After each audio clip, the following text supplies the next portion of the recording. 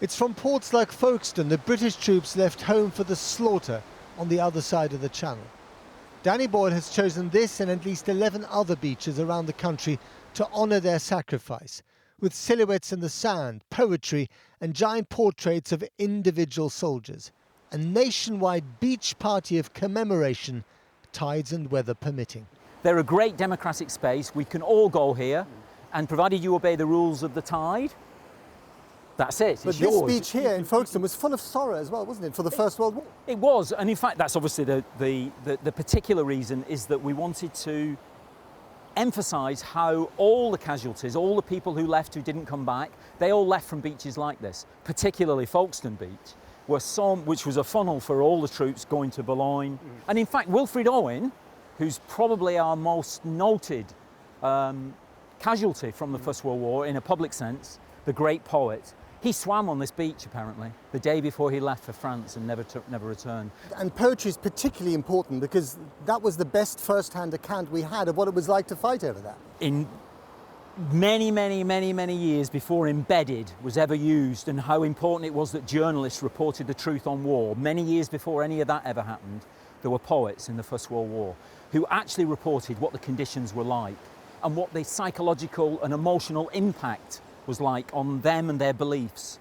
And they presented a truth which challenged the belief system, really, and it's that struggle that has been going on ever since, really, about warfare. It's the green and pleasant land, I guess. In 2012, Danny Boyle directed the Isle of Wonder, the opening ceremony to the London Olympics, brilliantly, ironically melding history and spirit. Danny Boyle, whether you like it or not, you've become the sort of national curator of what it means to be British in chief. Well, I don't think so. But you did encapsulate what Britain was all about in 2012 in that extraordinary ceremony. Well, you try to do a bit of, I'm a very spoilt person in the work I do, and you try to do a bit of, you do feel a responsibility to do a bit of public service occasionally. And that's how I view that, and I sort of view this. And if Theresa May were ever to ask you to host, to curate, to direct her festival of Britishness after Brexit, will you say yes? I'll probably be busy, but who knows? There's an excuse, okay. But so is our national character changing now as a result of how we view history and what's happening in our politics today? Well, it's very interesting. Our connection with Europe, of course, which is what you're talking about. Just over there? Yeah, just over there. And we're always connected to Europe, and we always will be connected. And we always will be connected to Europe, regardless of what our politicians take us. How do you, Danny Boyle, view the changes that are going on right now in British politics? And my dad always brought me up to be a European, really. I think because he went through the Second World War and saw the suffering and the fight there, and the values that were fought for and won and emerged victorious. And I've always viewed myself as a European. Yeah, always. And I think I'll remain so, regardless of however the drift of our politicians take us. Danny Boyle famously made Bond and the Queen jump out of a chopper for the Olympics.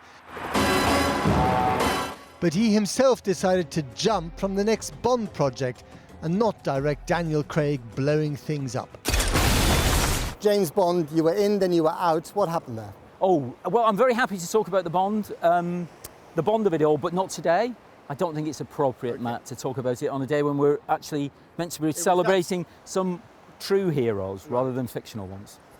You turned down a knighthood that was offered to you. I don't think you see yourself as a member of the establishment, but is Danny Boyle becoming a member of the establishment? Well, you kind of get people who, you get people who turn up. I feel awkward enough when people come up in the street and say, Mr. Boyle. That makes me feel awkward. Mr. Boyle makes me feel awkward enough.